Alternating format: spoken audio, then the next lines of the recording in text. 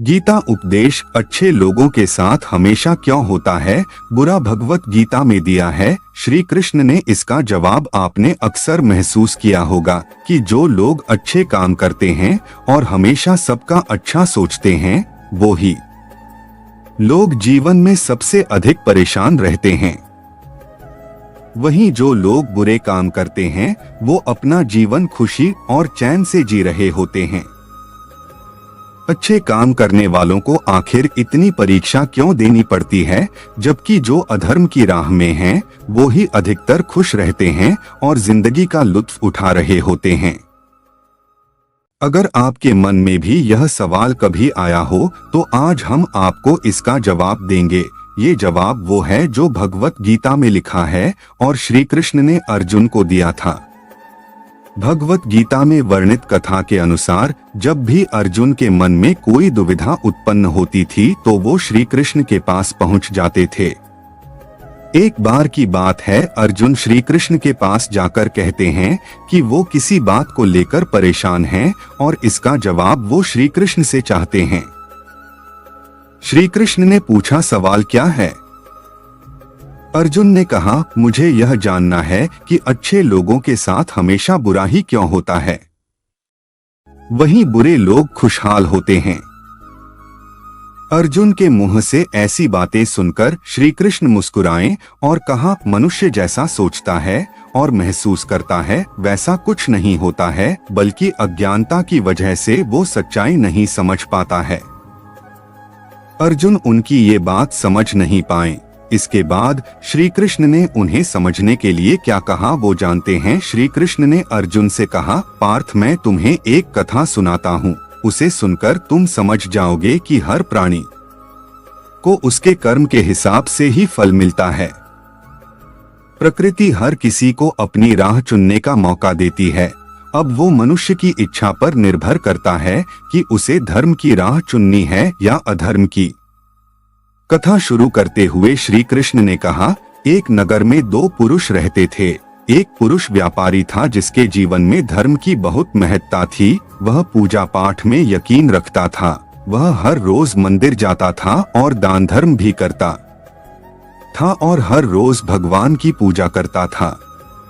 वहीं दूसरा पुरुष बिल्कुल विपरीत था। वह हर रोज मंदिर तो जाता था, लेकिन पूजा करने नहीं, बल्कि मंदिर के बाहर से जूते चप्पल चुराने।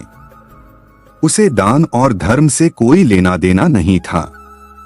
समय बीतता गया और एक दिन बहुत जोर की बारिश हो रही थी। इस वजह से मंदिर में पुजारी के अलावा कोई नहीं था।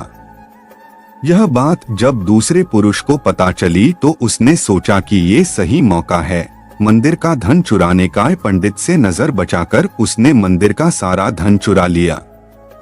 उसी समय धर्म कर्म में विश्वास रखने वाला व्यक्ति भी मंदिर पहुंचा। दुर्भाग्य से मंदिर के पुजारी ने उसे ही चोर समझ लिया और चिल्लाने लगे। वहां लोग एकत्र हो गए और उसे बहुत मारा। किसी तरह वो खुद को बचते बचाते वहां से निकला, तो दुर्भाग्य ने उसका साथ वहां भी नहीं छोड़ा। मंदिर के बाहर वो एक गाड़ी से टकरा गया और घायल हो गया।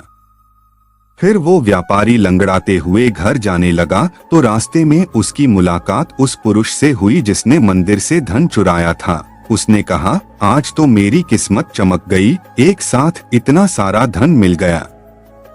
ये सब देखकर उसे बहुत बुरा लगा और उसने अपने घर से भगवान की सारी तस्वीरें निकाल दी। कुछ सालों बाद दोनों पुरुषों की मृत्यु हो गई। मरने के बाद जब दोनों पुरुष यमराज के पास पहुंचे और भले पुरुष ने दूसरे व्यक्ति को देखा, तो उसे बहुत गुस्सा आया। उसने क्रोधित होकर यमराज से पूछ ही लिया, मैं तो हमेशा अच्छे कर्म करता था, दान में विश्वास रखता था, उसके बदले जीवन भर मुझे अपमान और दर्द ही मिला, और इस व्यक्ति ने हमेशा बुरे कर्म किए, फिर भी इसे नोटों से भरी पोटली। आखिर ऐसा भेदभाव क्यों? इस पर यमराज ने कहा, पुत्र, तुम गलत समझ रहे हो। जिस दिन तुम्हारी गाड़ी से टक्कर हुई थी, वो दिन तुम्हारे जीवन का आखिरी दिन था, परंतु तुम्हारे अच्छे कर्मों की वजह से तुम्हारी मौत सिर्फ एक छोटी से चोट में बदल गई। तुम इस दुष्ट व्यक्ति के बारे में जानना चाहते हो। दरअसल इसके भाग्य में राजयोग था, मगर इसके कुकर्मों और अधर्म की वजह से वो सिर्फ एक छोटी सी धन की पोटली में बदल गया। कथा सुनाने के बाद श्री कृष्ण अर्जुन से कहते हैं, क्या अब तुम्हें तुम्हारे सवाल का जवाब मिल गया? ऐसा सोचना कि भगवान तुम्हारे कर्मों को नजरअंदाज कर रहे हैं, ये बिल्कुल भी सत्य नहीं है। भगवान हमें कब क्या किस रूप में दे रहा है, मनुष्य को समझ में नहीं आता है। मगर आप अच्छे कर्म करते रहें तो भगवान की कृपा हमेशा बनी रहती है। इसलिए अपने अच्छे कर्मों को बदलना नहीं चाहिए, क्योंकि उसका फल हमें इसी जीवन में मिलता है। इसलिए मनुष्य का फर्ज है कि वो हमेशा अच्छे कर्म करता रहे, क्योंकि श्री कृष्ण ने गीता में भी बताया है कि किसी के द्वारा किया गया कर्म बेकार नहीं जाता है, चाहे वो अच्छा हो या बुरा।